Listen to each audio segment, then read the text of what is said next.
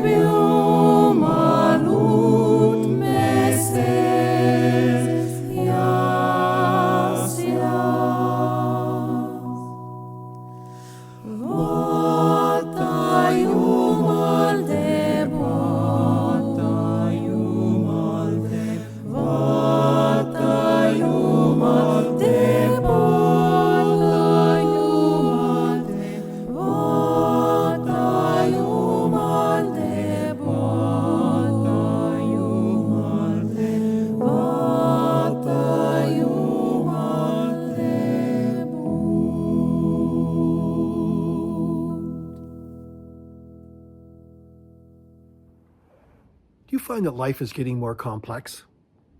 I don't mean complicated. Doing your personal income tax, that's complicated. It involves many steps and forms, but it has a structured process with defined rules that can be figured out. That's complicated. Sending people into space, now that's complex. A rocket has thousands of different parts and processes that are interconnected in intricate ways, that if they're not done in exactly the right way, can produce unpredictable outcomes. Now, that's complex. I find that life is becoming more and more complex. And oftentimes that's our fault. We simply have too much going on in our lives. We tell ourselves that this is all about living life to the full. But this leads us to overcommitting. And overcommitting often results in higher stress levels, decreased work performance, and puts a strain on the invisible connectors that holds our life together. Decisions become necessary, compromises are made, values are adjusted, and relationships become managed as opposed to enjoyed. Then there's poor time management. That can make us feel overwhelmed and life around us chaotic. So we have to prioritize our tasks and break them down into little steps and create to-do lists and schedule to stay organized and focused. Poor time utilization leads to unequal work-life balance, lack of personal growth, missed deadlines, strained relationships, increased stress, and procrastination. These consequences remind us how essential it is to live prioritized lives. Overthinking and worry can add unnecessary complexity to our lives. There are many adverse effects of overthinking and worry, such as negative self-talk, self-doubt, sleep disturbances, reduced decision-making abilities, and a negative impact on relationships. Constant unnecessary worry about the future and overthinking about the past adds more complexity to your life. And there's also the societal changes that are happening all around us. Changes on the surface that seem easy to manage and easy to deal with. But once we get beyond the surface, we can see that when we pull on one thread of understanding, the whole thing unravels into a competing and seemingly incompatible pile of string. There are geopolitical and economic changes that have turned the world order upside down. Everywhere we look, unpredictability remains unchecked. How are we to manage living in an increasingly complex world? Well, not easy to do. It is simple to identify. You want to hear it? We need to capture a very simple truth. And the truth is this: we are a people of the one thing. We are not a people of many things. We are a people of the one thing. That's it. It's that simple. The Apostle Paul, in writing to the church in Philippi about the seeming complexities of living out their life relationship in Jesus, penned these words. He said, "One thing I do." Isn't that something? Not, here's the top 10 things I focus on, or not, here are the 3 things that I consider most vital, but the one thing. What would your life and my life be like if we just had the one thing?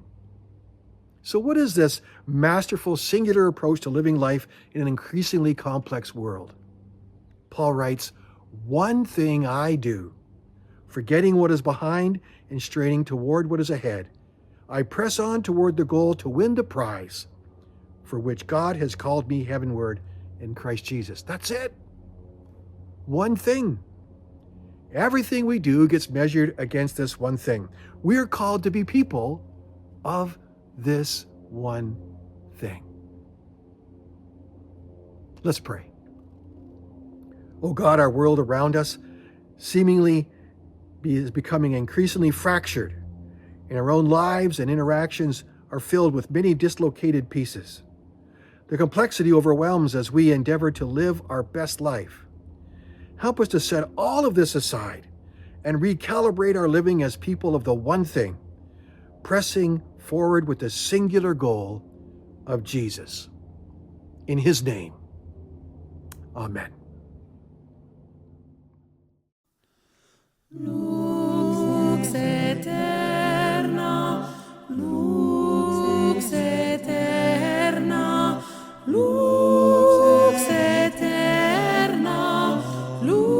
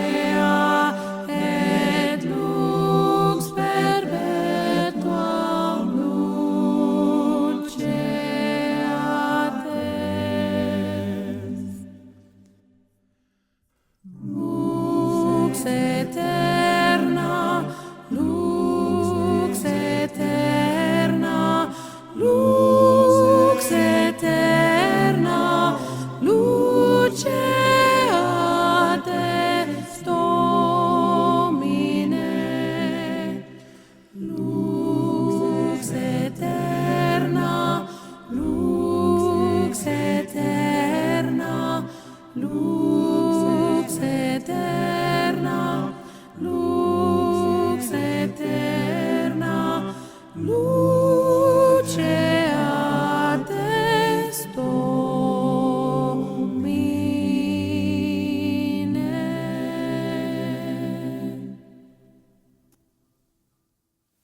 Oleme astunud hingede kuusse ja mitte ainult eesti keeles, vaid paljude rahvaste hulgas on novembrikuu teine nimetus või ka põhinimetus seotud hingede või lahkunutega, kas või soomlaste marraskuu või sakslaste Seelenmonat. Tõenäoliselt on see väga loomulik, et kuna surm on üks osa meie eluringist, siis on ka mingisugune aeg, kui me sellele rohkem mõtleme ja mõtleme lahkunutele. Ja kui rääkida hingede ajast ja eestlastest, eestlased tituleerivad ju ennast või neid tituleeritakse sageli kõige sekulaarsemaks rahvaks. Kui hakata lähemalt vaatama, ega me nii väga sekulaarsed ikka ei ole. Ja kui just hingede ajast rääkida, siis siin tõusevad üles erinevad esoteerilised, paganlikud, ka okultistlikud mõtted, praktikad, traditsioonid, mis on eestlastele siis kuskilt vanast ajast ka kaasa tulnud ja selles ollakse väga usklikud või väga avatud vähemalt. Ja kristlastel ongi veidi keeruline hingede ajal, rääkimata Halloweenist ja kõigest sarnasest, kuidagi asetada ennast, et kus me siis oleme. Ühtepidi me oleme ju rõõmsad, kui inimesed räägivad hingest, mitte ainult ihust, mitte ainult materialistlikest asjadest, vaid räägitakse hingest. Räägitakse inimese eksistentsist väljaspool inimese keha, et kui inimene sureb, et siis ei lõppe kõik ära ja see on ju iseenesest tore. Aga kui juba asi läheb nagu vanadel eestlastel hingede koju ootamisega, koju kutsumisega ja lahkunud hingedele laua katmisega toas või siis saunas ja siis tekivad probleemid. Et see on midagi teistsugust, millest meile piibel räägib ja ongi need sellised piiride kohad, et kus ja kui kaugele me ise või tänaga seoses Halloweeniga või ka miks mitte mardipäevaga küsimused, et kui kaugele me oma lapsi lubame minna või soosime seda minekut kaasa nende traditsioonidega. Kui rääkida Halloweenist, siis see positsioneerimise keerulisus on ka see, et Halloween iseenesest on ju ajalooliselt kristlik püha. See nimetus on ju, ta on kõigi pühakute päeva eelõhtu, nii nagu jõululaupäev.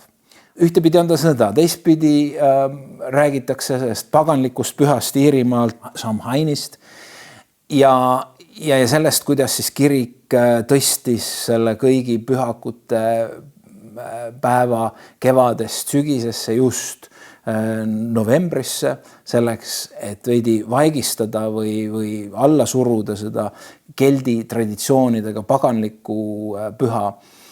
Ja siis nad on aja jooksul omavahel kuidagi segunenud. Täna, kui me räägime Halloweenist, siis me tegelikult keegi ju väga ei mõtle kristlikule pühale, vaid see on niisugune kollide kompanii ja kõik seal all kuskil on siis see vana keldi traditsioon. See tähistas aega, kui siis karjased tulid väljadelt oma karjadega, toid lambad koju ja tulid ise koju, algas tubane periood, talvine periood ja ühtlasi oli see ka viljalõikuse lõpp ja see samas langes kokku siis ajaga, kui usuti seda, et esivanemate hinged tulevad siis kodudesse külla, neid oodati ja neid kutsuti ja nendega suheldi. Samhaini ajal riietuti vaimudeks, liiguti rongkäiguga linnast välja, et surnute hinged siis tagasi nende valdustesse juhtida ja samuti kogusid keldi lapsed perest perre käies tulepuid hiiglasliku lõkke jaoks, ühislõke tehti ja siis võeti sealt kaasa seda tuld. Ja väidetavad siis sellised poolikutes seest õõnestatud kaalikatega viidi need söed või need tuled siis koju ja ilmselgelt sealt on tulnud see kõrvitsate lõikamine ja sinna küünla panemine. Et see on väike ülevaade sellest ajast, milles me elame ja see on aeg, mil piir ilmaliku ja vaimuliku, sakraalse ja profaanse, transcendentse ja immanentse vahel on hägusamad kui muul ajal. Ja jällegi me jõuame siia, et ühtepidi see häirib kristlasi, et kõik see paganlik pool ja teistpidi me võiksime rõõmsad olla, et see on aeg, kui inimesed on vaimsetele asjadele avatud, ka kristlusele, ka Jumala sõnale avatud ja eks aga suhtumine on, et ühed ütlevad ei, hoiame kõigest sellest kaugele ja nii edasi ja teised kogudused ja kristlased need, kes siis püüavad seda aega ära kasutada Jumala riigi heaks, jagades ka evangeeliumi, arvestades, et inimesed on vaimselt avatumad ka sellel ajal. No, kuna see kristlaste seas segadus tekitab ka kõik see aeg, see hingede teema, siis esimese asjana ma tahaks välja tuua selle, et kõik, mis puudutab surnud, lahkunud hingedega suhtlemist ja nendega kontakti otsimist, on piiblis ilmselgelt välistatud või lausa keelatud. 5. Moosese 18:10-12 ütleb, et ärgu leidugu su keskel kedagi, kes laseb oma poega ja tütart tulest läbi käia, ei ennustajat, ei pilvest lausujat, märkide seletajat, ega nõida või manajat, vaimude ja tarkade küsitlejat, ega surnutelt nõu otsijat. Ja neil tekivad tõenäoliselt need seosed mingitest tegelastest, kes selliseid asju teevad. Ära seo ennast sellega, ei mingil moel. Ära tegele ise sellega, ära lase kellelgi või võtta osa millestki, kus midagi sellist ju tehakse. Sest igaüks, kes seda teeb, on issand ees jäle, ütleb Jumala sõna. Ja nende jäleduste pärast ajab issand su Jumal nad ära sinu eest. Et minu arusaamise kohaselt siin ei tohiks mingisugust isegi kaksipidi mõtlemist olla. Aga eriti protestantismis oleme me võib-olla tõmbanud selle piiri selle maailma ja lahkunutu vahel nagu liiga jäigaks või liiga tugeva joone.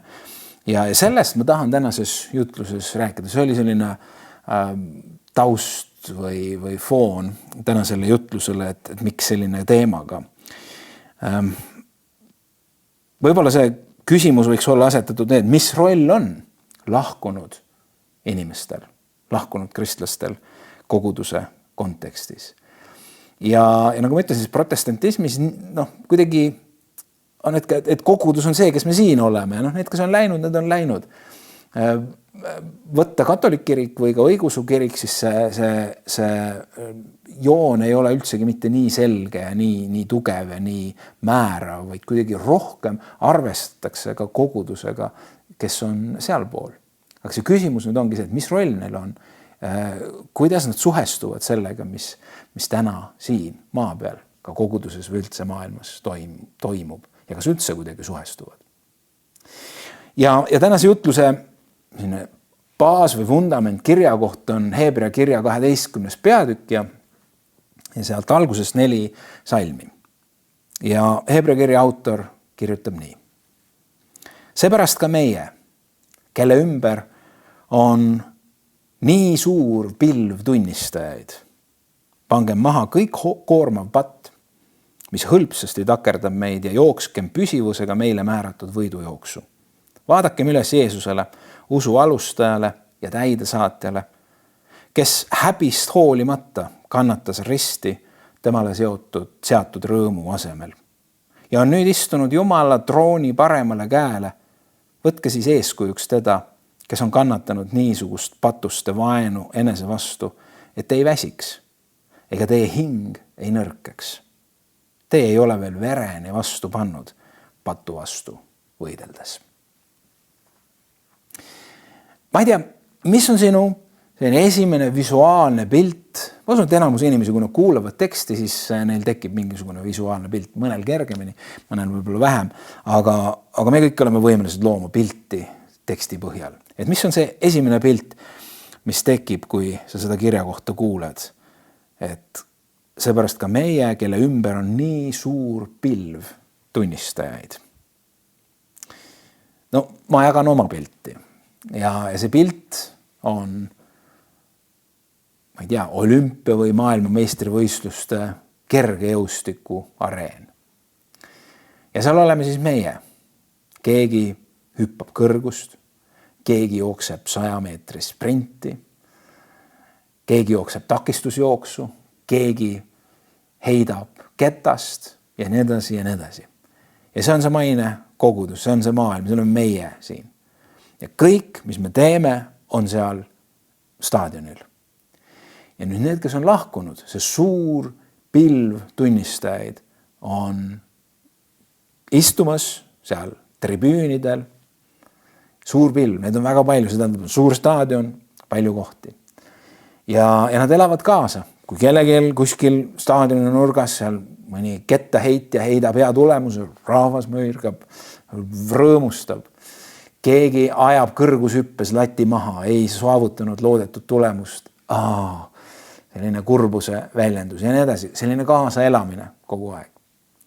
See on see pilt, mis tekib, ma usun paljudel, kui me seda kirja kohta loeme. Sellest pildist lähtuvalt on jagatud mitmeid liigutavaid lugusiga.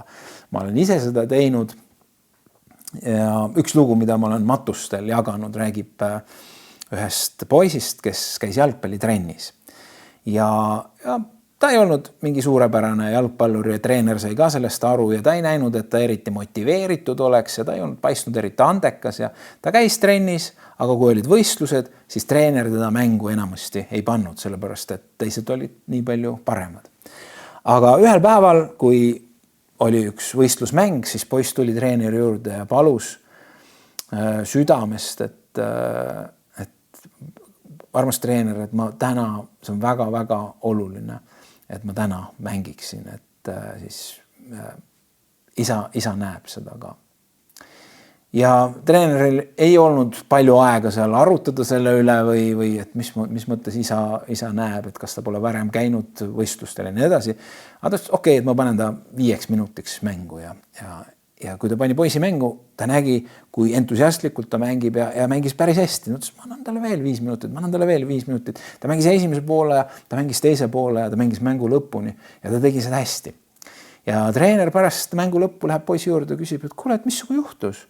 Et sa oled enne ka mänginud, aga sa oled kuidagi olnud natuke uimane ja ei ole asjad välja tulnud, et täna sa olid täiesti nagu ümber sündinud. Ja siis poiss ütleb selle peale, et jah, et täna mu isa nägi esimest korda, kuidas ma mängin. Ja treener natuke segaduses, et mis mõttes esimest korda. Ja poiss ütleb, mu isa oli pime, aga ta mõni päev tagasi suri. Ja nüüd on ta taevas. Ja nüüd ta nägi esimest korda seda, kuidas ma mängin jalgpalli. Ja see on see pilt või mida me ikka ütleme vahel seoses lahkunutega, et näed, et ta pilvepiirilt vaatab ja nüüd ta näeb ja tunneb rõõmu ja tal oleks sellest hea meel. Ja ega me lõpuni tegelikult ei oska seda öelda, kas see tegelikult päris niimoodi on. Aga see kirja kohta, et suur pilv tunnistajaid võiks ju anda vähemalt lootus selles osas ja ma ei julge öelda, et see niimoodi ei ole lõppkokkuvõttes. Kui seda loo juurde minna, siis absoluutselt on selge, et taevas ei ole pimedaid. Kui sa siin oled füüsiliselt pime ja sa saad taevasse, siis sa saad seal nägema. Kui sa oled siin jalutu, sa oled taevasse, siis sa jooksed seal ringi. See on absoluutselt niimoodi. Omate küsimus on see, et mida see nägemine tähendab? Ja kui palju me näeme seda, mis siin maa peal toimub. See tundub võib-olla veidi isegi hirmutav, kui me mõtleme sügavuti selle peale, et meie elame siin oma elu, nagu seal olümpiastaadionil. Ja olgu öö või olgu päev, olgu aeg, kui me oleme üksi või kellegiga koos, me oleme seal nähtavad. Ja need, kes on eelle läinud, nad on seal staadionil ja nad jälgivad ja nad elavad kaasa kõigele sellele, millest me elus läbi läheme. Ja on ilmselge, et siis on avatud meie mõttemaailm ja kõik. Tundub isegi natukene hirmutav. Lapsepõlvest mäletan ühte lastelaulu, mis tekitas umbes samasuguseid tundeid. See oli tore laul, ta rääkis ka sellest, et ära, praegu täpselt ei tule meelde, ei see viis ega need täpselt need sõnad, aga võib-olla osadele kuulajatele, vaatajatele tuleb kohe see laul meelde. Et ära vaata sinna ja ära tee seda ja ära mõtle sellepärast, et Jumalal silm näeb sind kõikjal, kõike, ta näeb kõike, ta teab kõike.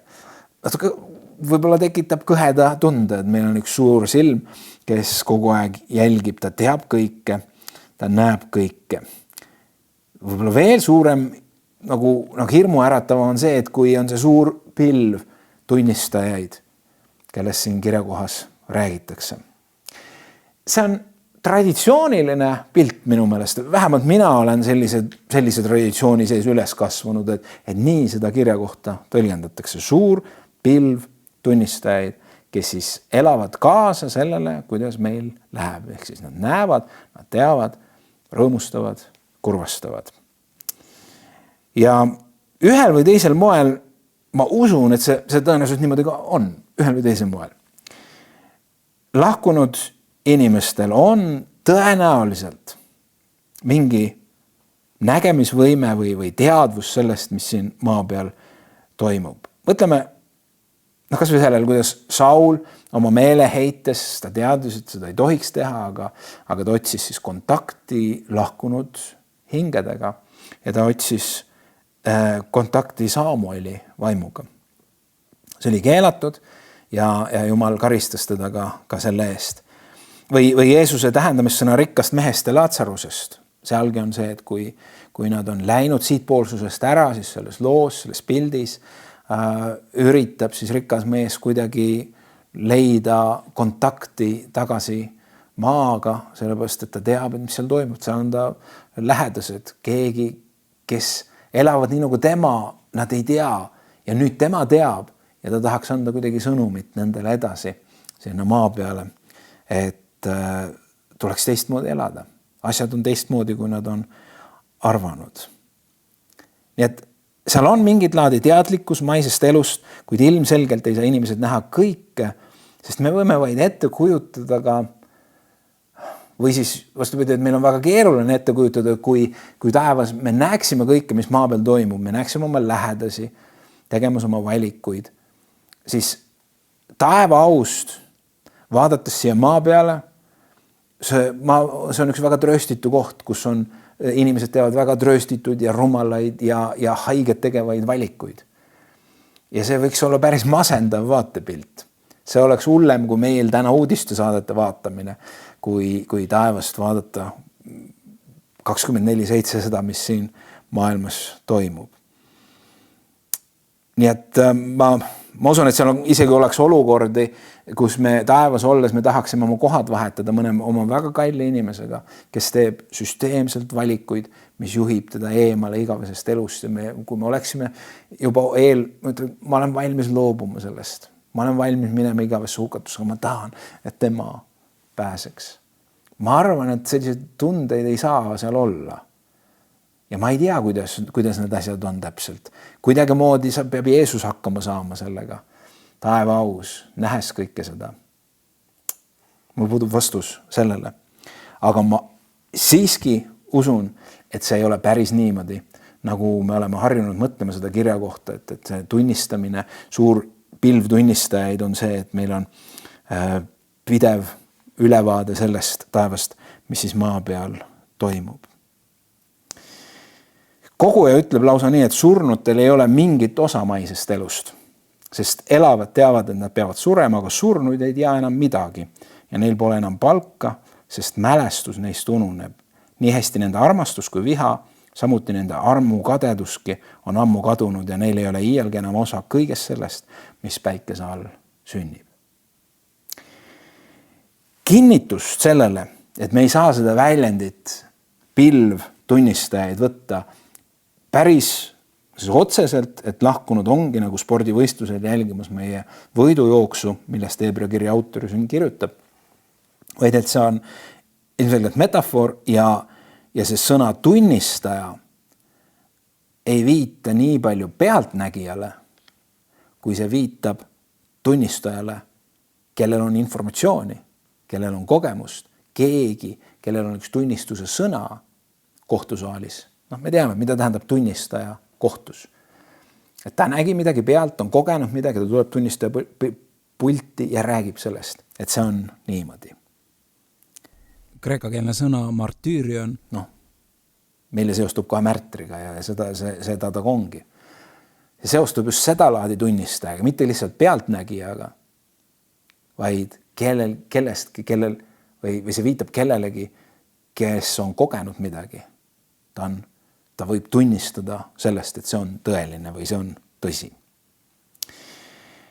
Nii ma usun, et tänane loetud kirjakoht räägib pigem sellest teistsugusest tunnistajast kui spordivõistluse vaatajatest, kes lihtsalt on tunnistajad sellest, mis toimub, vaid need on tunnistajad eluliselt olulisele reaalsusele ja see tunnistus on antud meie julgustamiseks ja meie edasiaitamiseks. Ja vaata nüüd, kuidas see sõna mõjub teistmoodi või kuidas see loob teise tähendusvälja. Seepärast ka meie, kelle ümber on nii suur pilv tunnistajaid, pange maha kõik koormav patt. See on küsimus selles, et kuna teid nii palju vaatab, kuna te olete avalikud, see, mis toimub, see on avalik, lõpetage patu tegemine, lõpetage enese petmine, kuigi see võiks olla ka hea motivatsioon. Aga võib-olla see motivatsioon peaks siiski midagi muud olema kui see, et nii paljud näevad seda ja me ei saa seda varjul hoida. Aga siin on küsimus hoopis sellest, et kuna on nii suur pild tunnistajaid, nii palju on neid, kes räägivad millestki, kes on kogenud midagi. Selle juurde me jõuame, mis see midagi on. Siis see annab põhjuse. Kuna on nii palju, kes on läbinud kõrgkooli, kes on saanud hea hariduse, nad on saanud hea töökoha, siis pea vastu, käi kool lõpuni, saa haridus ja sa saad hea töökoha. See võiks olla see loogika selles kirjakohas.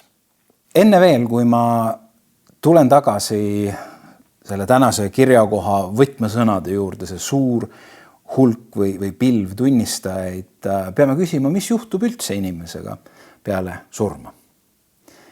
Sa võid imestada, koguduses küsid sellist asja, me ju teame, inimene läheb kas taevasse või läheb põrgusse. Ja jah, see on nii, kõik kristlikud kirikud seda niimoodi usuvad. Aga see teekond ja see, mis konkreetselt inimesega peale surma juhtub, sellest arusaam on erinevatel kiriklikel traditsioonidel ja õpetuslikel koolkondadel veidi erinev. Katoliiklased usuvad, et kui inimene sureb, siis ta läheb kas taevasse või põrgusse. Otse kohe. Ja sellest, tõenäoliselt selle aluseks on see, kui Jeesus ütles röövlile ristile, täna pead sa minuga paradiisis olema. Ehk siis kohe, seal ei ole mingisuguseid vaheetappe ega midagi sellist.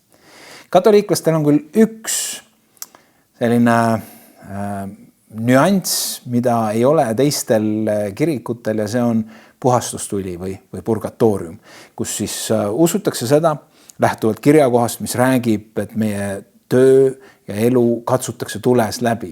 Et need, kes ei ole oma asju saanud Jumalaga korda ajada, nad on Jumala sõbralikud, aga neil on mingisugused lahendamata patte, siis neil on see võimalus puhastustules need asjad korda ajada. Ja siis kõige lõpus on suur kohus. Toimub ju ihude ülesvõtmine ja siis ihu ja vaim saavad kokku ja see on selle suur kohtu roll. Õigeusu kiriku arusaam kristlase teekonnast, kusjuures teekond on väga oluline sõna selle asja juures, on see, et kui inimene sureb, siis ta on sellises uinunud olekus. Otse kui teekond jätkub, aga ta ei ole ei taevas ega põrgus, otse kui mingi eesruum või oote aeg. Ja kui võtta nii katoliku kui õigeusu traditsiooni, siis seal on väga levinud ka surnud hingede eest palvetamine, mis ei ole nii levinud üldsegi mitte protestantide hulgas ja rääkimata siis vabakogudustest. Aga seal on oma loogika, et kui see teekond jätkub, kui inimene on veel purgatooriumis ja kui inimene on selles nagu uinunud olekus, siis seal on võimalik veel palvete kaudu midagi muuta ja seega palutakse ka lahkunute eest. protestantidena me usume valdavalt, et peale surma me läheme otse taevasse või põrgusse pärast siis kohtuotsust. Ehk on ka arusaamu, et on olemas eeltaevas ja eelpõrgu ja siis on pärast see päris taevas ja päris põrgu. Aga siin annab väga erinevalt mingite detailide üle arutada. Omaette küsimus on muidugi, kui me kõigest sellest räägime, on see, et kui palju me üldse saame sellistest terminitest rääkida nagu ootamine, et midagi tuleb pärast ja midagi on enne, kui me väljume aegruumist. Me oleme harjunud, et kõik liigub lineaarselt. Aga kui ei ole aegruumi, kui aeg saab otsa, siis ei ole ju, et midagi on pärast ja midagi on enne. Siis võib-olla saame rääkida hoopis kihtidest. Aga see on omaette põnev teema, millesse me ei süübi või sukeldu. Nii et tõenäoliselt, armas sõber, sa ei saa 100% ja kindlat vastust, mis ikkagi täpselt ja millises järjekorras ja mida sünnib, kui inimene sureb, kui me lahkume.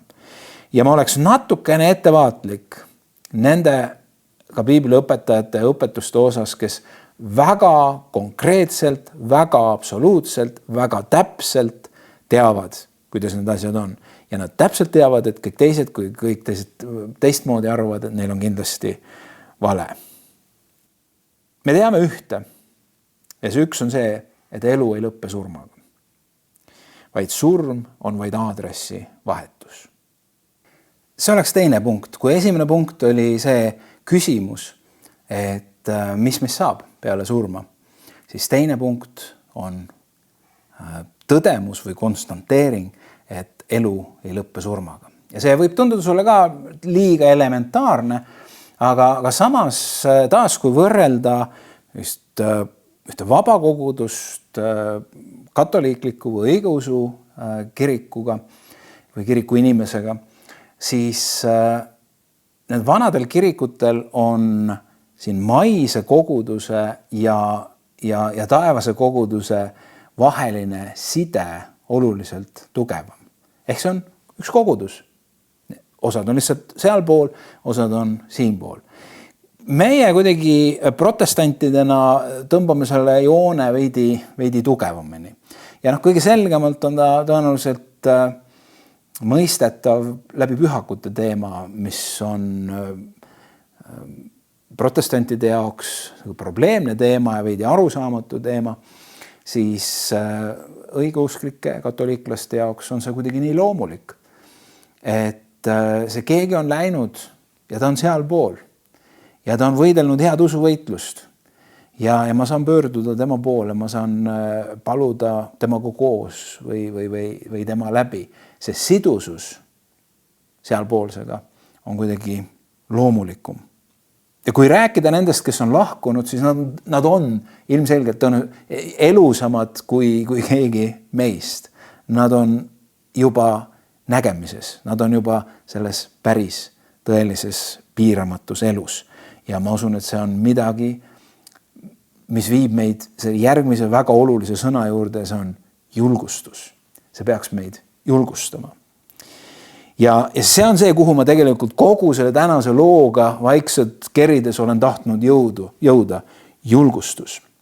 Kui klassikaline lähenemine sellele Heebrea kirja 12. peatükile, või vähemalt minu hinnangul levinum lähenemine, on see, et meil on suur hulk tunnistajaid, pealtvaatajaid, hindajaid, kohtunikke, käituge korralikult, sellepärast, et nii palju jälgitakse meid.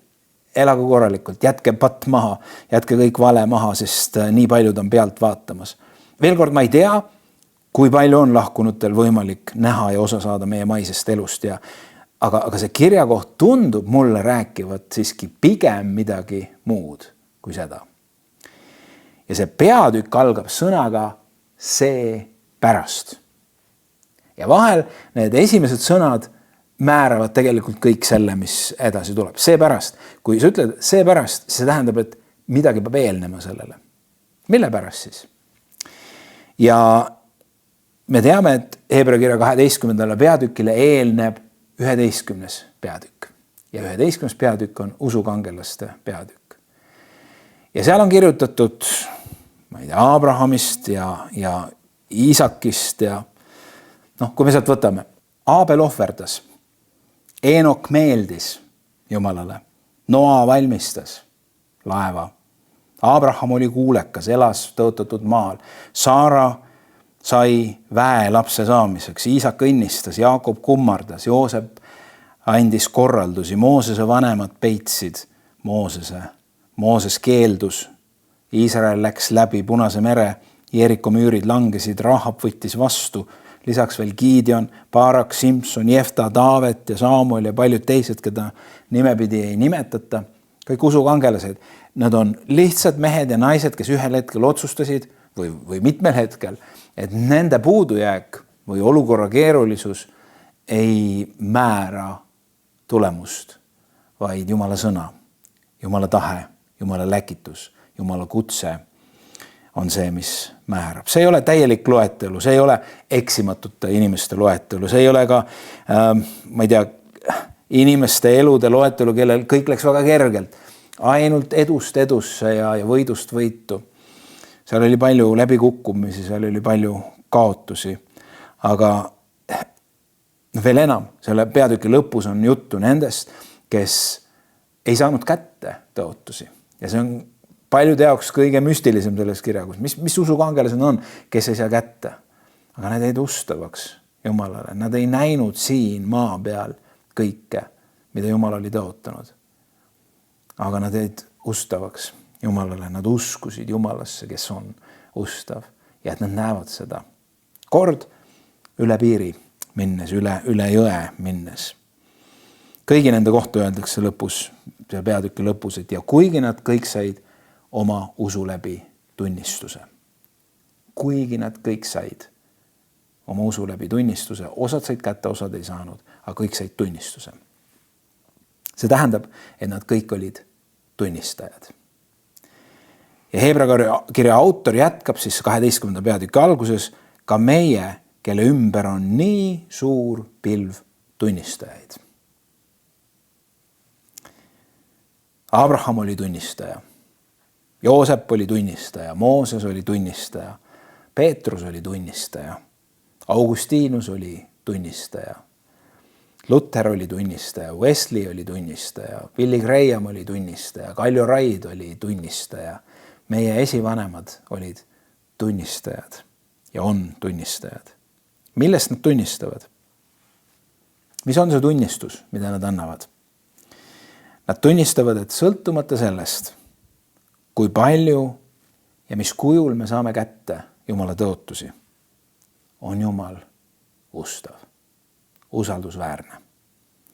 Sõltumata sellest, millest me läbi läheme, sõltumata sellest, kui palju me kogeme elus kas tulekuumust või rünnakuid või tagasilööke, Jumal on väärt, et teda usaldada, sellepärast, et ta jääb ustavaks.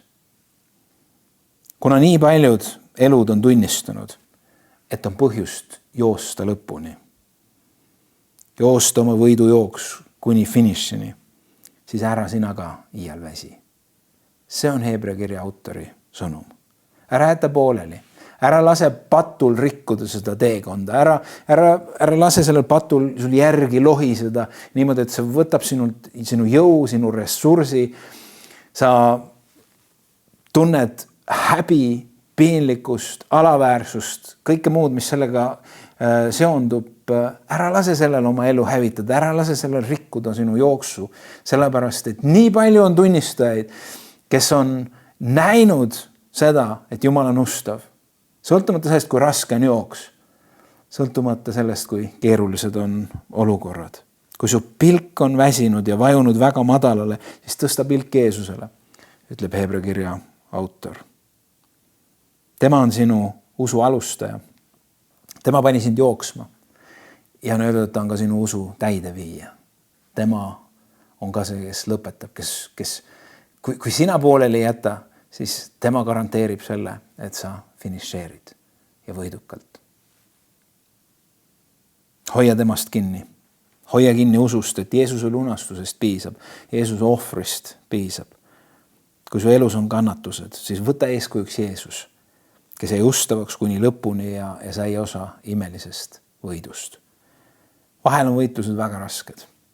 Vahel on vaja lausa vereni vastu panna, nagu siin kirjutatakse. Aga see tee viib alati võidule. Hebra 12. peatükk räägib, et tegu ei ole pimeda usuga, vaid meil on eelkäijate näol terve pilv tunnistajaid, kes ütlevad, et see on nii. Nii me usume ka loodusseadustesse, seepärast, et keegi on seda kogenud. Vahel me kõik asju ise ei ole kogenud veel, aga me usaldame seda, et on nii palju, terve pilv neid, kes on tunnistanud, et kui sa hüppad 100-meetrise kalju otsast alla kuristikku, et siis jääb sinust ainult märkplekk järgi. Piisavalt on tunnistajaid. Ei ole isegi vaja ise järgi proovida, et seda uskuda. Jumala tõotused on väärt uskuda. Jumal on väärt usaldamist. Ja kui need tunnistajad, keda on nii palju nagu üks pilv, ja kes ühel või teisel moel meile lõpuni sageli mõistetamatul moel on osa tänasest kogudusest, julgustavad oma eeskujuga meid, siis on see ühtlasi julgustus jääda ustavaks, tõusta üles, minna edasi, minna lõpuni, et saada ise üheks tunnistajaks selles pilves. Tunnistajaks, kelle elu on julgustuseks ja inspiratsiooniks järgida Jeesust, olla ustav temale, kes ei unusta, kes ei jäta ja kes ei peta. Issand, me teame, et sina näed meie elu. Me ei oska lõpuni öelda, kui palju meie eelkäijad näevad koguduse elu ja osa sellest saavad, aga issand, me teame seda, et nad on tunnistajad sinu ustavusest. Nad on tunnistajad sellest, et nad ei ole iialgi, need, kes kaotavad sinu pärast siin maa peal, ei ole kunagi kaotajad. Need, kes loobuvad siin maa peal sinu pärast, ei ole iialgi kaotajad. Vaid koos sinuga ja sinule oma lootuse pannes oleme me alati võitjad. Issand, sa näed, kui kellelgi on väga raske täna oma võitlustes. Võib-olla kellelgi on kahtlused väga suured, võib-olla kellelgi on hirmud väga suured, võib-olla kellelgi on seda maist survet ja muret väga palju siis. Issand, me tahame sinu abiga, püha vaim sinu abiga, tõsta oma pilgu üles ja vaadata Jeesusele ja vaadata ka nendele tunnistajatele, sellele suurele pilvele, kes on täna meile ütlemas. Ja kui nad saaks, nad hüüaks valju häälega, kui nad saaks, nad teeks meile mida iganes, et meile selgeks teha, et hoia kinni Jeesusest, hoia kinni sellest teest, sellepärast, et see on võidutee ja Jumal on ustav. Tänu sulle.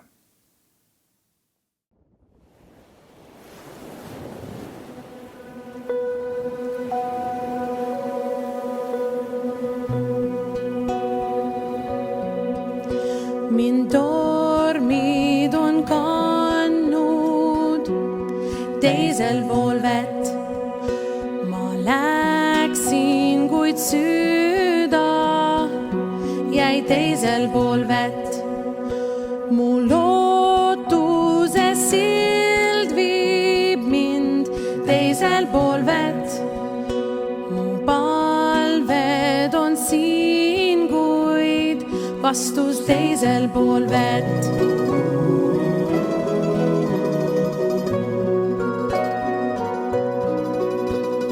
Jumal, sa kannad mind teisel pool vett, kuid unistuste rannad on teisel pool vett. Kuid tean, oled ustav sa teisel pool vett.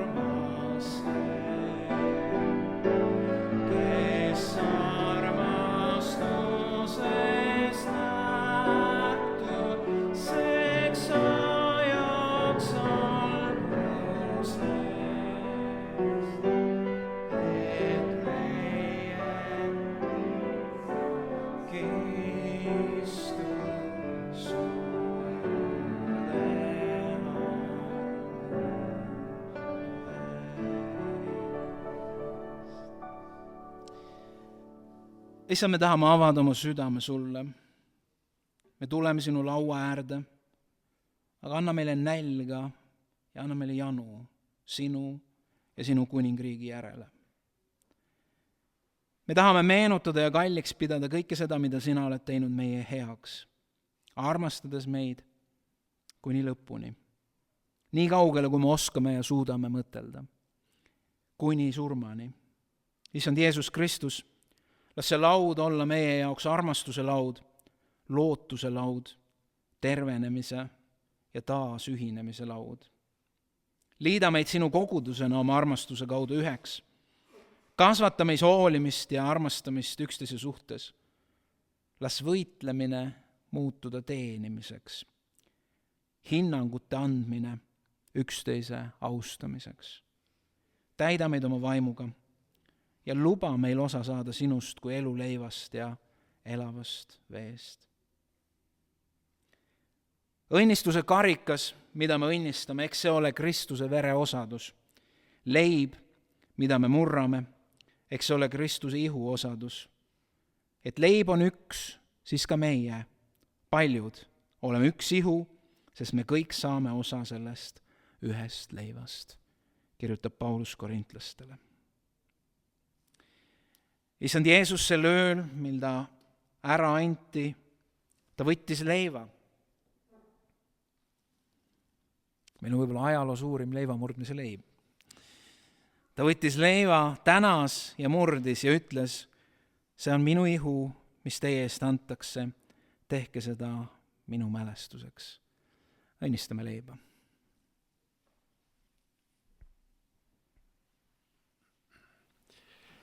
Kallis taevane Isa, me tuleme täna siia ette tänuga, et sina surid meie eest ristil ja nii kui see leib saab murtud, sinu keha sai murtud. Aga see oli meie pattude andeks andmiseks ja me oleme nii tänulikud sellest ja õnnista neid seda leiba. Amen.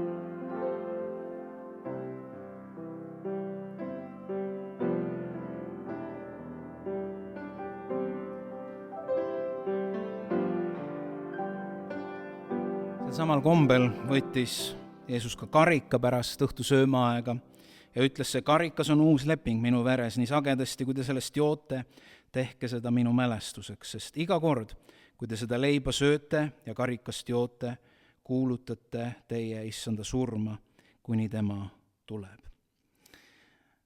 Issand, tänu sulle selle eesõiguse eest, et sa oled ütelnud, et kuulutage minu surma ja üles tõusmist, kuni mina tulen ja me tahame seda teha.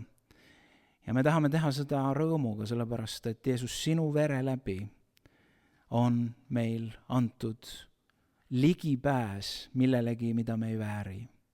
Tänu sulle, Jeesus, et sinu veri murdis müürid meie ja Jumala vahel. Tänu sulle, et me saame oma lootuse panna mitte enda tublidusele ja headusele, vaid Jeesuse valatud verele. Tänu sulle, et sinu vermete läbi on meile tervis tulnud. Tänu sulle, et sinu veres on vägi murda sidumisi, ahelaid, needust, mida iganes, mis võib tulla inimese ja Jumala vahele. Tänu Jeesus vere eest. Tänu sinu valatud vere eest.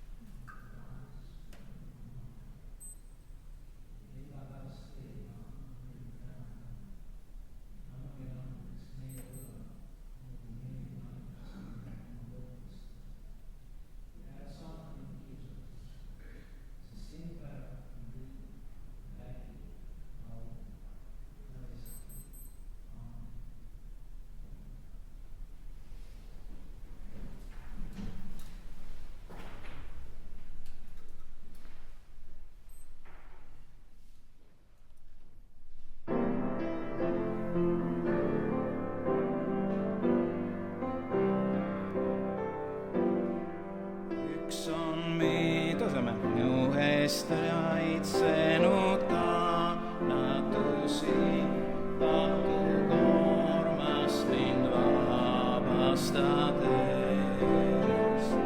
Surmaväravad sulgen mu hinges, nii eluteele mind juhatades. Patud ristile jäid, patud ristile jäid, oled suuremat armastust näinud. Mõtle Jeesus su eest risti surma on läinud, risti külge kõik patud siis jäid. Minni hellalt ja armuga juhatab siin, kõige südame puhastab ta. Ära kadunud on vaanud ja hukatus piin, vabadusest nüüd juubeldan ma. Patud ristile jäi, patud ristile jäi, oled suuremat armastust näinud. Mõtle Jeesus su eest risti surma on läinud, risti külge kõik patud siis jäid. Kiidulaulud mu huultel siin kõlavad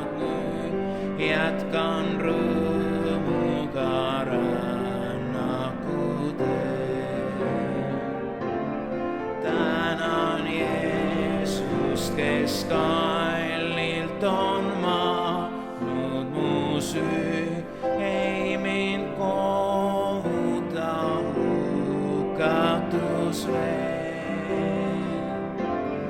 Patud ristile jäi, patud ristile. Suuremat armastust näin.